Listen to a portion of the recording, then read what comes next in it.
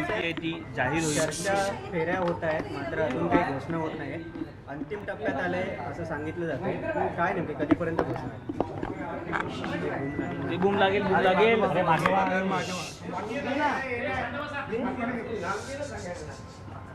बोला. राऊतसाहेब, दोन ठाकरे बंधूंची युतीमध्ये युतीची घोषणा कधी होणार आहे याकडे सर्वांचं लक्ष लागलं. 2 दिवस राहिले तरी निवडणुकीत. आपण आता पाहिलं असेल की दोन्ही पक्षाचे नेते बसले होते सामनाच्या कार्यालयात माझ्याबरोबर.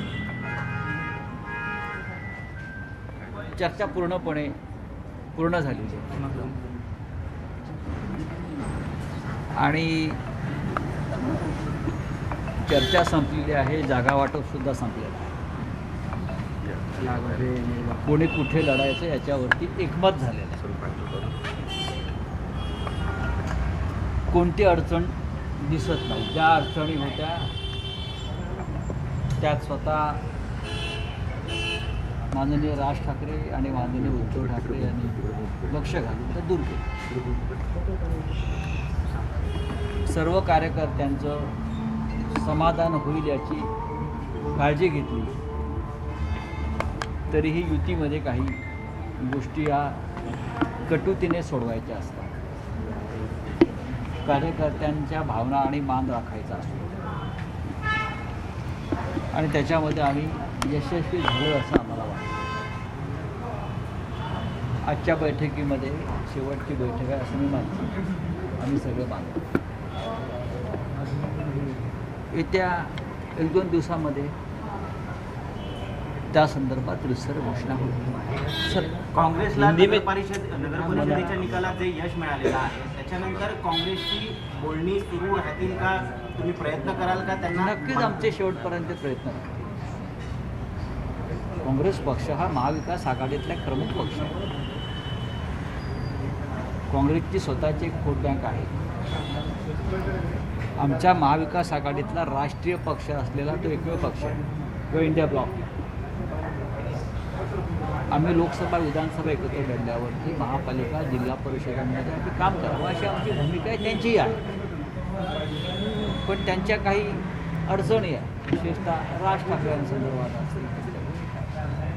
आम्ही त्यांना समजवण्याचा प्रयत्न केला की भारतीय जनता पक्षाचा पराभव करण्यासाठी आपल्याला सर्व घटक एकत्र घ्यावे लागतात. हे आम्ही त्यांच्या दिल्लीतल्या नेत्यांशीही बोललो. महाराष्ट्रात जे त्यांचं हायकमांड आहे त्यांच्याशीही बोललो आणि त्यांचं मन वळवण्याचा किंवा त्यांच्याशी चर्चा करण्याचं काम अद्याप सुरू आहे. अजून 72 तास आहेत. पण आमच्यामध्ये कोणती कटुता नाही. काँग्रेसमध्ये आमच्यात कटुता नाही. आम्ही त्यांची अडचण समजून घेतो. जरी ते वेगळे लढत असले तरी आम्ही एकमेकांना सहकार्य करण्याचा प्रयत्न करतो. निवडणुकांमध्ये सर्वाधिक जास्त नगराध्यक्ष हे भाजपचे निवडून आलेले आहेत. त्यानंतर शिवसेना शिंदे असं आहे की तुम्ही जर विधानसभांचे निकाल पाहिले असते तेच आकडे आहेत. मशीन तशीच सेट आहे. 120, 125 भारतीय जनता पक्ष करेक्ट. 54 विधानसभेलाही आणि इथे सुद्धा आणि 40-42 अजित पवार. आकडे तेच आहेत ना. त्याच मशीन, तेच सेटिंग काय आणि तोच पैसा. ही आपली लोकशाही आहे. तुम्ही आकडे पहा ना. आकड्यामध्ये अजिबात बदल झालेला नाही. अजिबात बदल झालेला नाही. त्यांच्या भारतीय जनता पक्षानं मशीन त्याच पद्धतीनं फिट केलं. तेच आकडे राहायला पाहिजे. आकडे तरी बदलायला पाहिजे. भारतीय जनता पक्षाचे त्याच्यामुळे पैशाचा जो गारपीट झाली, पैशांची जी गारपीट झाली त्या गारपिटीपुढे कोण टिकणार? आम्ही पेरलेली शेतंसुद्धा त्याच्या खाली झोपली गेली. एक लक्षात घ्या, 30 कोटी बजेट असलेल्या नगरपालिकेवर भाजपा आणि शिंदे 150 कोटी रुपये जिंकायला खर्च करतात. बजेट 30 कोटी आहे त्या नगरपालिकेवर आणि खर्च किती होतो ते 100 कोटी 150 कोटी. नगरपालिका निवडणुकीमध्ये आतापर्यंत कोणी प्रचाराला चार्टर फ्लाईट आणि हेलिकॉप्टर वापरले नव्हते. आम्ही ती कार्यकर्त्यांवर सोडल्या निवडणुका. पण इथे स्पर्धा सत्ताधारी पक्षातच होती. कोण पुढे जात आहे स्पर्धा आमच्याशी नव्हतीच विरोधी पक्षाशी. सत्तेतले 3 पक्ष एकमेकाविरुद्ध खेळत राहिले आणि त्याच्यामुळे पैशाचा प्रचंड धुळा उडाला. म्हटलं तर गारपीट झाली पैशाची. लोकांनाही सवय झाली आहे पैसे घेऊन मतदान करण्याची. रावसाहेब अंबरनाथ आणि बदलापूरमध्ये भाजपने शिंदेंना पराभूत केलेला आहे. हेच जेव्हा आम्ही शिंदेंना विचारलं, शिंदे म्हणतायत की अखेर विजय हा महायुतीचाच झाला. ठीक आहे, झाला असेल महायुतीचा विषय, मग एकमेकाविरुद्ध लढलाच कशा करता?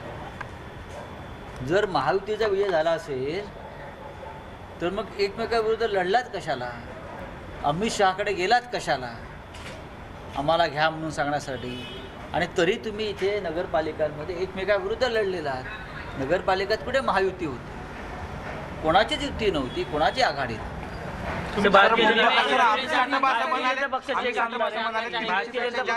जागा आम्ही मुंबई महानगरपालिकेला निवडून आणू म्हणले.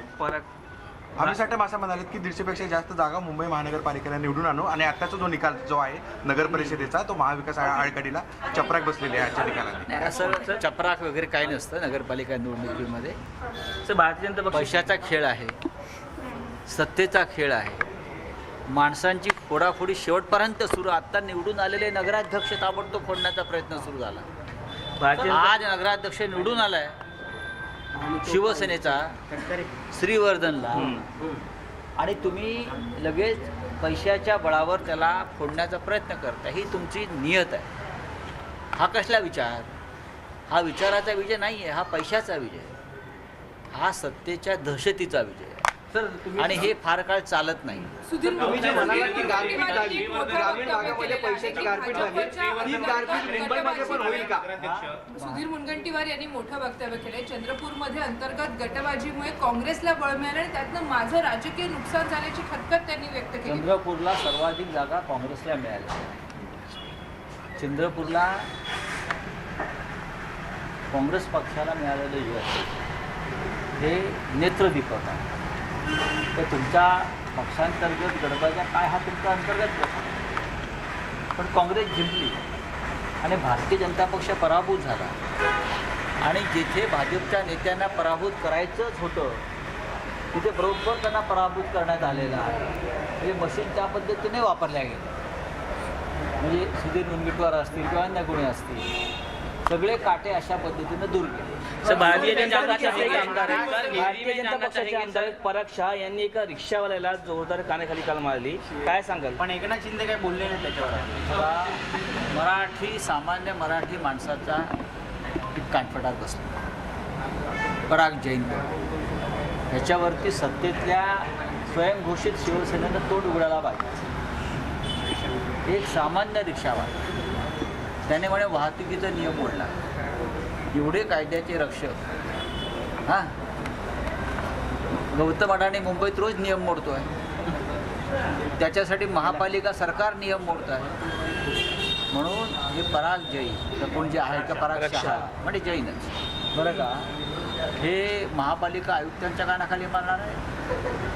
राज्याच्या मुख्यमंत्र्यांना जाऊन जाब विचारणार आहेत नियम मोडला म्हणून. नियम बाह्य कामं किती चालली आहेत महानगरपालिकेत एकनाथ शिंदेकडून चालली आहेत ना, त्याशिवाय पैसा येतो का एवढा?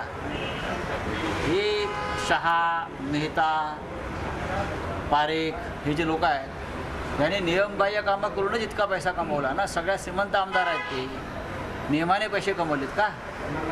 एक रिक्षावाला त्यांना खुपतो आहे. पण मुंबईमध्ये नियमबाह्य काम करणारे असंख्य बिल्डर, व्यापारी, उद्योगपती जे आहेत त्यांच्याविषयी तोंड उघडा म्हणा. सर हिंदीमध्ये करो. हिंदी सर, हिंदी करो सर. हिंदी किया था इसीलिए मुझे मारना गलत पड़ा. काम क्या एक रिक्शा वाले ने किया है, आप नहीं किया, आपने आपकी सरकार ने नहीं किया, मुख्यमंत्री नहीं करते, क्या है गौतम अडानी नहीं करते, अमित शाह नहीं कर रहे, मोदी नहीं कर रहे, तो क्या करोगे आप? सर आज बैठक हुई है, कब तक जो है ऐलान जो है वो देखिए बैठक का सिलसिला खत्म हुआ. शिवसेना और महाराष्ट्र नवनिर्माण सेना में आज आखिरी बैठक हुई.